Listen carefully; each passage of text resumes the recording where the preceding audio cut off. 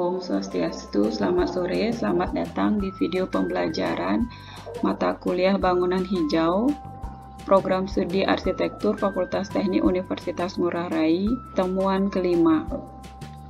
Pada pertemuan kali ini kita akan masih membahas mengenai green building. Dalam salah satu lingkupnya itu adalah bangunan ramah lingkungan. Kemarin kita sudah belajar soal contoh-contoh bangunan office building yang hijau, apa perbedaan antara bangunan hijau, arsitektur hijau, bangunan efisiensi energi. Kita juga sudah membahas soal rating tools. Semoga kalian mendapatkan sedikit gambaran mengenai topik-topik tersebut. Kita mulai pertemuan minggu ini. Apa itu bangunan ramah lingkungan? Jadi bangunan ramah lingkungan itu adalah salah satu bagian kecil dari bangunan hijau. Bangunan ramah lingkungan itu adalah bangunan yang mengacu pada struktur dan proses penggunaan yang dilakukan secara bertanggung jawab pada lingkungan dan juga melakukan efisiensi material di seluruh siklus hidup bangunan, dari penentuan perancangan, desain, konstruksi, operasi, pemeliharaan, renovasi, hingga pada pembongkaran nantinya. Jadi bangunan ramah lingkungan ini dia bangunan yang bertanggung jawab terhadap lingkungan dan efisiensi material. Bangunan ramah lingkungan itu juga dapat didefinisikan sebagai segala sesuatu yang berkaitan dengan pembangunan rumah atau infrastruktur yang ramah lingkungan, yang penerapannya mulai sejak pemilihan bahan bangunan hingga lokasi tempat bangunan itu akan nantinya didirikan telah mempertimbangkan kelestarian lingkungan hidup. Jadi dia tidak sembarangan meletakkan bangunan. Istilah green pada bangunan ramah lingkungan itu mencakup dua hal, yaitu green arsitektur dan green building. Green itu walaupun artinya hijau pada bahasa Inggris, tetapi tidak diartikan sebagai lingkungan terbangun yang hanya serba hijau. Cuman lebih menekankan kepada keselarasan dengan lingkungan global, yaitu udara, air, tanah, dan api. Bagaimana bangunan kamu menciptakan keselarasan, keseimbangan dengan unsur-unsur lingkungan secara global. Udara, air, tanah, dan api itu. Sedangkan green arsitektur itu adalah kesadaran lingkungan arsitektur yang tidak hanya memasukkan aspek utama arsitektur, tetapi juga menggambarkan tentang kondisi ekonomi, hemat energi, ramah lingkungan, sehingga menjadi pembangunan yang berkesinambungan. Jadi sebuah bangunan tidak hanya berpikir soal estetika saja, tetapi juga berpikir soal ekonomi, juga berpikir soal lingkungan di sekitarnya. Green building itu adalah istilah yang mereferensikan efisiensi energi, konsep keberlanjutan, dan pendekatan secara holistik terhadap lingkungan. Aspek-aspek green building yang berprinsip pada ramah lingkungan, yang pertama itu adalah penempatan dan efisiensi desain struktur, yang kedua efisiensi energi, kemudian ada air, ada material, kualitas, lingkungan dalam ruang, optimalisasi operasional dan perawatan, serta pengurangan sampah. Jadi, kalau kamu ngomongin soal green building, belum tentu semuanya masuk pada prinsip ramah lingkungan. Sehingga aspek-aspek green building yang berprinsip pada ramah lingkungan itu beda lagi, yaitu ada 7. Efisiensi desain struktur, efisiensi energi, efisiensi terhadap air, terhadap material bangunan, lalu kualitas lingkungan dalam ruang juga harus ditingkatkan, operasional dan perawatannya harus dioptimalisasi sehingga tidak perlu perawatan terlalu sering, tidak terlalu mahal, serta mengurangi sampah. Sektor bangunan yang berkontribusi negatif terhadap lingkungan di dunia itu ada 4. Air 12%, kemudian penggunaan emisi gas rumah kaca itu 30%, lalu pengeluaran limbahnya itu 65%, serta konsumsi listrik itu 70% berkontribusi negatif terhadap lingkungan di dunia. Hari ini keluar lagi ya mengenai contoh penerapan arsitektur hijau, arsitektur ramah lingkungan di Amerika. Ini contohnya yang mereka harus lakukan di rumah tinggal mereka, mulai dari penggunaan energi alternatif, fotolarvik ya, mengubah sel surya menjadi tenaga listrik, penggunaan utilitas yang hemat air, kemudian isolasi panas supaya panas dalam ruangnya itu tidak mudah keluar, penggunaan karpet yang minimal karena karpet itu jejak karbonnya tinggi. Lalu ada upaya untuk kenyamanan, keselamatan dalam ruang dengan menempatkan alarm karbon monoksida di dapur. Ada overstack untuk teras, kemudian pakai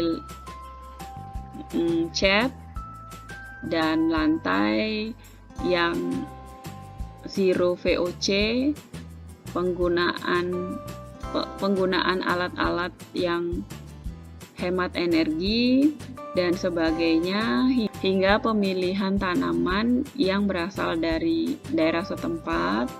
Kemudian ada penyimpanan air hujan, ada harus nambah tanaman yang rindang, lalu eksterior dari bangunan itu harus dicat dengan warna putih terang ya, supaya hemat energi di dalam, tidak terlalu gelap, tidak terlalu pengap. Ya, itu contoh-contohnya seperti itu.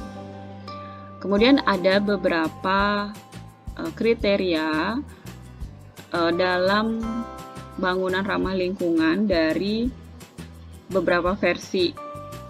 Nah, ini beberapa di antaranya. Yang pertama adalah Kementerian Lingkungan Hidup di tahun 2008. Yang pertama adalah konservasi energi, penyesuaian dengan iklim, meminimalkan pemakaian sumber daya, memperhatikan pemakai, memperhatikan lahan, dan holistik. Ya, ini jadi ada 6 prinsip Kementerian Lingkungan Hidup. Nah, ini juga bisa kamu pakai pada analisa tugas kamu.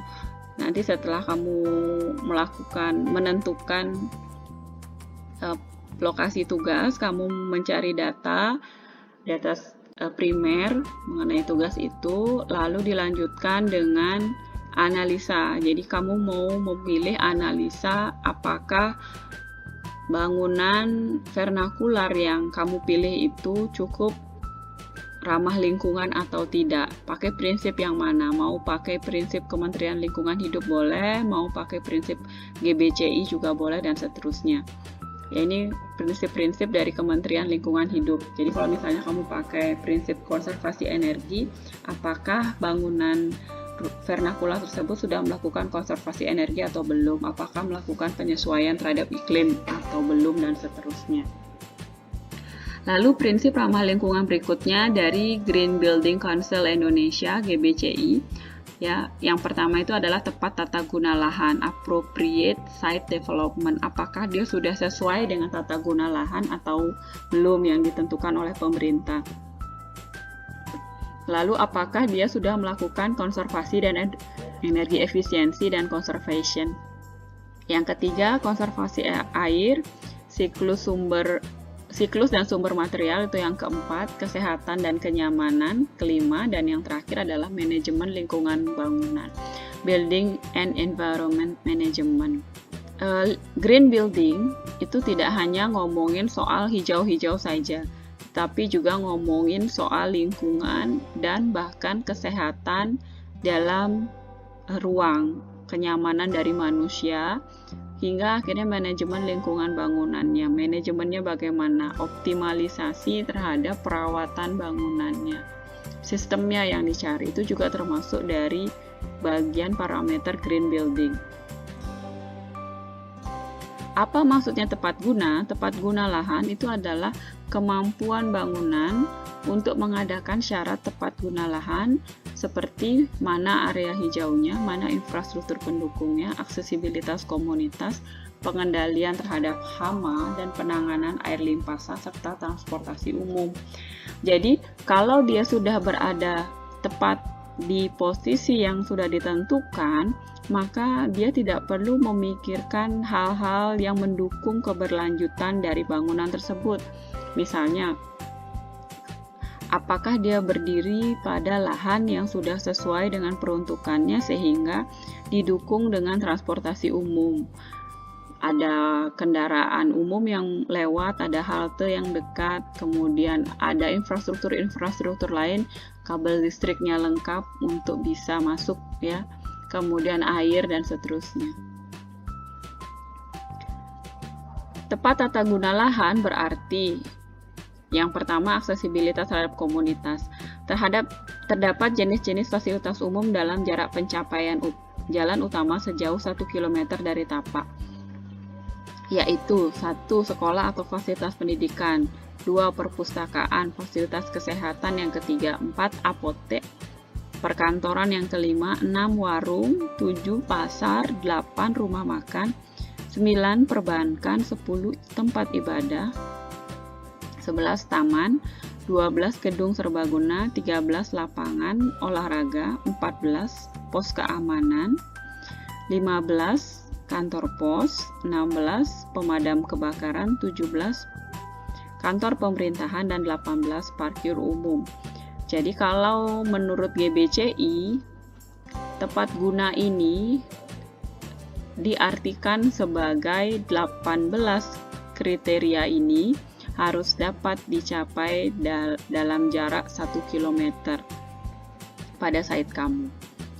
Kemudian tepat guna lahan yang kedua artinya pengendalian hama, adanya penanggulangan secara menyeluruh terhadap jenis-jenis hama, tikus, nyamuk, lalat, kecoa, dan rayap. Itu sementara ini masih dianggap sebagai hama dalam perkotaan. Kalau di wilayah pedesaan jenis hamanya kan berbeda.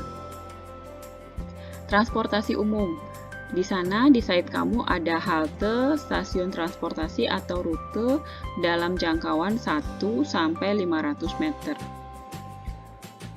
Tepat guna yang keempat itu adalah penanganan limpasan hujan. Itu adalah adanya sistem penanganan limpasan air hujan untuk atap dan halaman.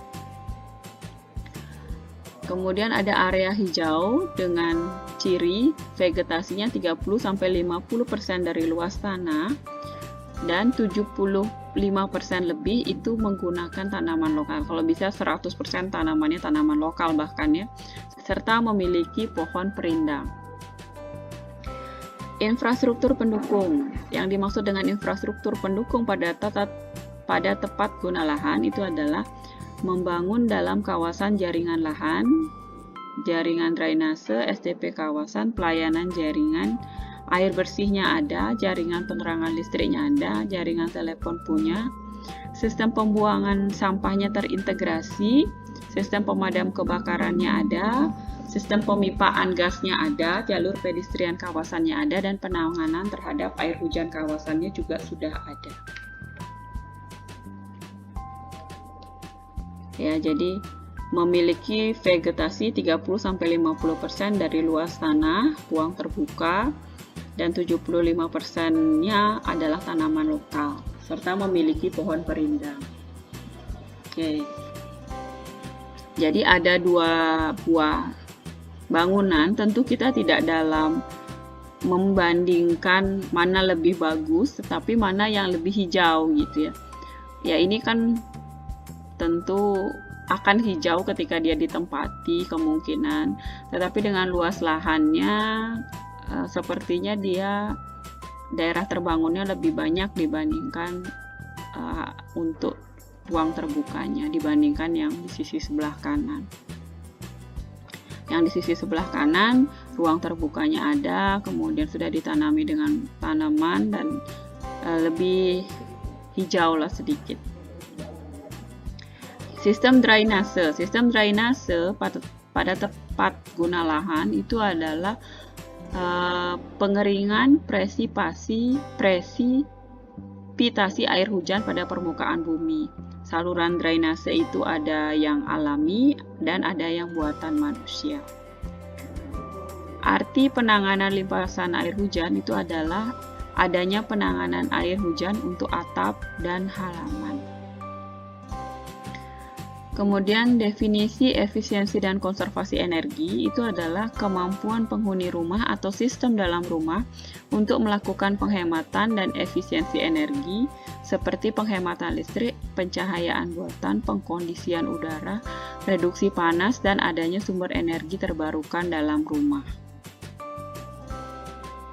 Ini ya, jadi menurut versinya GBCI, setelah tepat tata guna lahan itu adalah efisiensi dan konservasi energi. Apa itu efisiensi dan konservasi energi? Ada 5 aspek. Yang pertama adalah pengkondisian udara, bahwa pada bangunan kamu ada ventilasi dan void dalam ruangan. Kemudian ada upaya untuk mereduksi panas menggunakan atap dan bahan-bahan bangunan yang dapat mereduksi panas dengan nilai absorpsi lebih besar dari 0,7. Kemudian ada sumber energi terbarukan pada bangunan kamu, misalnya menggunakan pemanas air untuk minum dengan tenaga surya atau tenaga alternatif lain yang tidak mengkonsumsi energi listrik. Efisiensi dan konservasi energi yang selanjutnya adalah submeteran. Ada submetering untuk lampu, AC, dan stop kontak.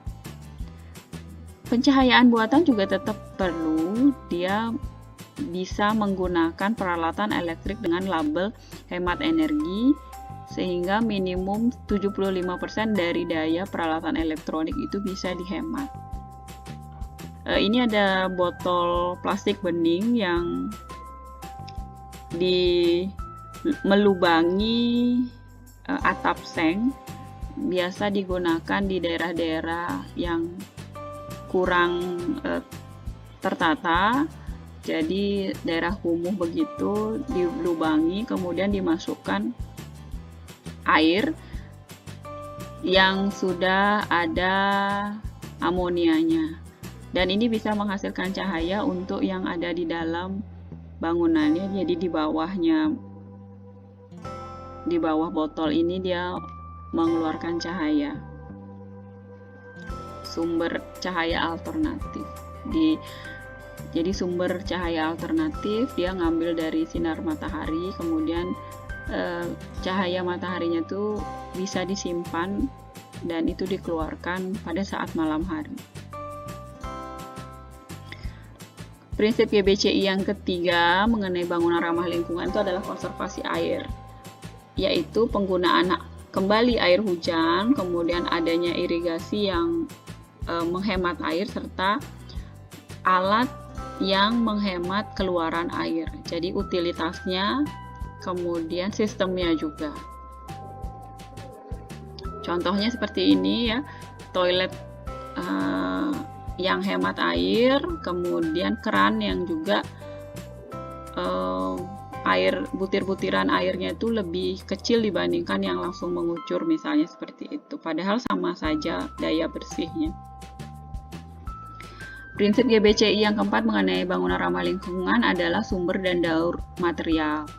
Yang pertama itu adalah material dengan proses produksi yang ramah lingkungan. Jadi material-material itu ketika diproduksi, prosesnya itu tidak merusak lingkungan. Kalaupun dia mengambil dari alami, misalnya dari kayu itu bersertifikat, dibuktikan dengan kayu yang bersertifikat yang dikeluarkan bahwa kayu ini bukan hasil pembalakan liar misalnya. Atau menggunakan material-material prefabrikasi yang dibuat di pabrik, atau menggunakan material lokal, material-material yang didapat di sekitar site, lalu melakukan pemilahan terhadap sampah. Sulit ini dilakukan, tetapi harus untuk dapat memenuhi prinsip sumber dan daur material pada GBCI. Ada refrigeran yang bukan perusak ozon, jadi semuanya harus material-material yang tidak merusak lingkungan. Menggunakan material-material lama, jadi daur ulang material. Istilahnya adalah 3R, reduce, reuse, dan recycle. Jadi mengurangi, menggunakan kembali, dan mengolah. Ya, jadi ini gaya hidup yang sangat baik. Bahkan sekarang kan sudah mulai ada tren gaya hidup nol sampah ya, diet plastik gitu misalnya, atau sekarang kalau belanja juga nggak boleh pakai kresek. Itu adalah upaya kita untuk mengurangi sampah, sehingga dan itu akan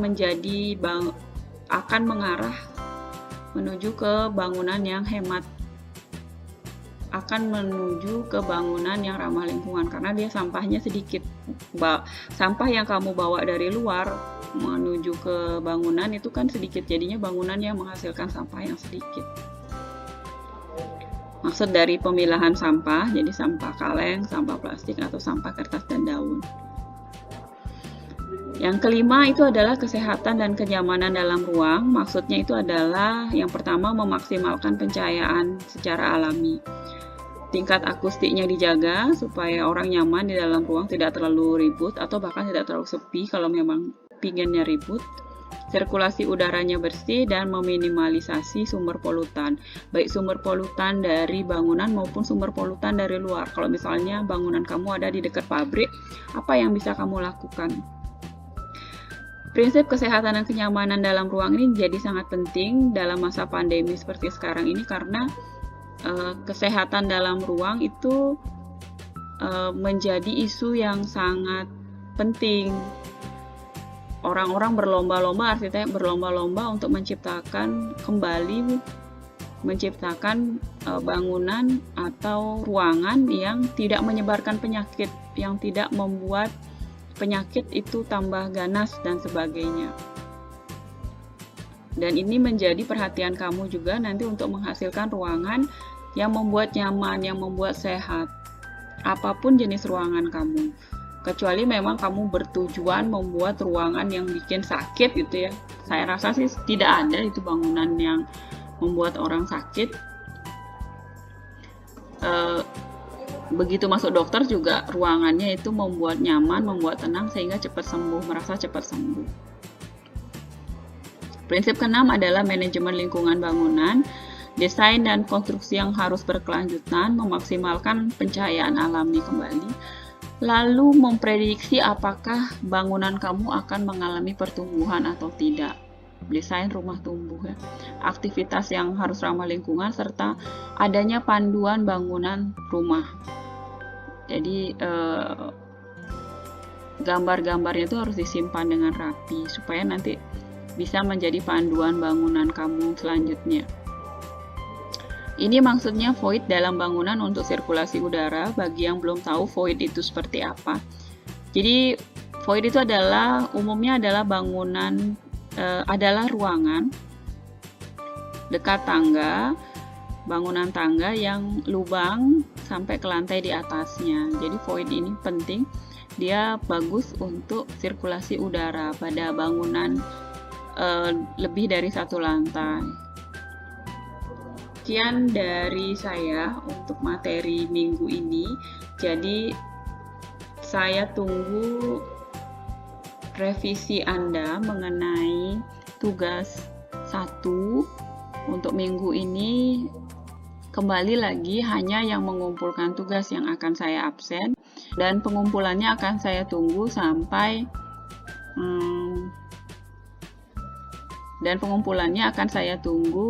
hingga jam berakhirnya kuliah ini, sehingga kalian bisa mulai mengupload progres dari tugas 1 kalian. Jadi targetnya itu adalah 50% sudah selesai, termasuk diantaranya adalah penentuan prinsip-prinsip yang akan kalian gunakan untuk menganalisa apakah bangunan vernakular tersebut ramah lingkungan atau tidak. Jadi pilih prinsipnya, kemudian sudah mulai dianalisis. datanya sudah, prinsipnya sudah, analisisnya sudah, nanti terakhir baru kesimpulan dan kelengkapan dari jurnal. Bagi yang jurnalnya masih copy paste, saya sarankan untuk diubah, direvisi agar tidak copy paste, tidak mengklaim pekerjaan orang lain. Boleh mengcopy tetapi pakai gaya bahasa sendiri, dibaca lagi, diubah, kemudian dikutip.